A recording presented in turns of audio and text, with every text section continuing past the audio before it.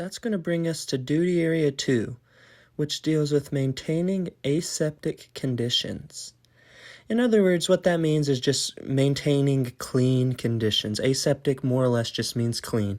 So that deals with washing hands, sanitizing work areas, and things of that nature. So some standards of precaution include hand washing, like I mentioned before, gloves when handling body fluids, personnel protective equipment, which is referred to as PPE, some cleaning and disinfecting, and disposing of infectious waste.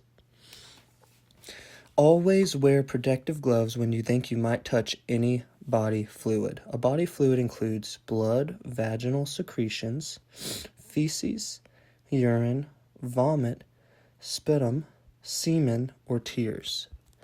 Wash your hands before and after all procedures. If your skin is touched by a body fluid, wash immediately with warm water and soap. If you assist a client or resident with insulin injections, place used needles into a rigid, sharp container. Place used syringes into the sharps container as well. Never, ever, ever recap, bend, or break needles.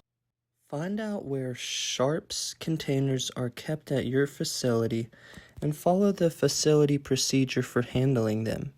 If you should accidentally stick yourself, be sure to receive a tetanus vaccination. Body wastes, such as those on bed sheets, should be discarded directly into the toilet.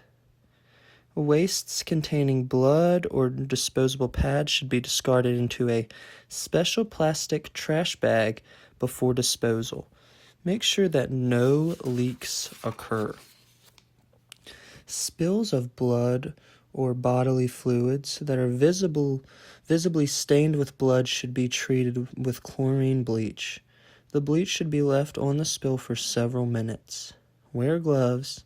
Remove the bleach-treated spill with disposable wipes. Wash the area with detergent and water, and discard the wipes and gloves into a plastic bag. Protect yourself by wearing gloves.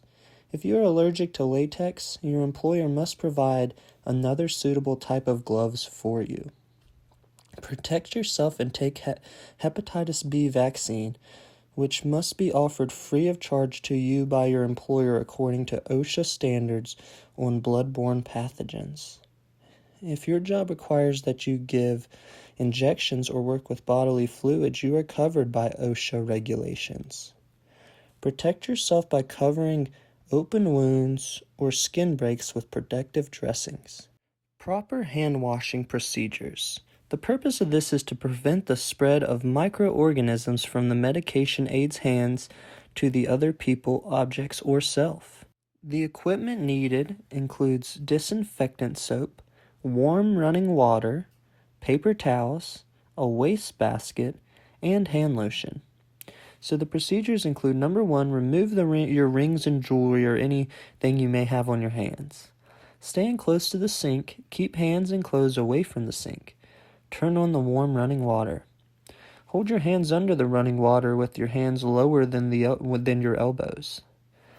Apply soap and work up a ladder or suds by briskly rubbing your palms together.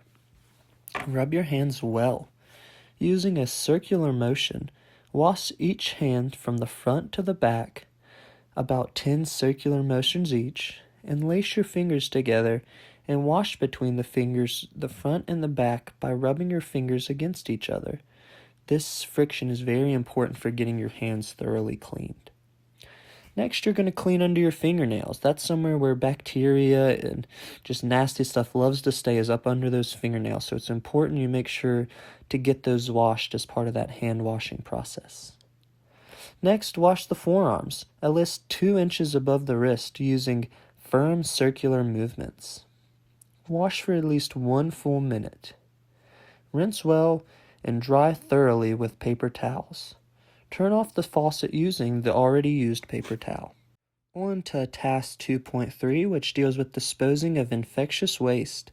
Infectious waste is something that is very commonly found at lived-in residential facilities, like the one that BLR operates, and many other types of facilities. So it's important to be aware of how to dispose of that infectious waste.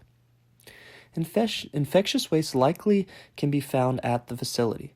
So for number one, there's blood and blood products. You've got your needles and your syringes, bedding and disposal pads, or residue or water resulting from cleanup or spill of infectious wastes. How should you dispose of these infectious wastes? Well, first, disposal of infectious waste should be contained in leak-proof plastic bags. Discussed that a little bit earlier, but it's something that's very important. Each of these bags should have a label that identifies it as containing infectious waste before it is placed in the trash. Needles and syringes should be placed in special containers that are rigid, leak-proof, and puncture-resistant. Contaminated water should be flushed down the toilet and the toilet cleaned with a chlorine bleach solution.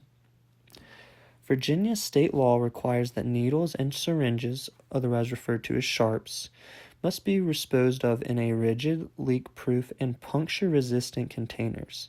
Other waste generated by healthcare professionals in the provision of service are exempted unless the waste exceeds 64 pounds in 14 days.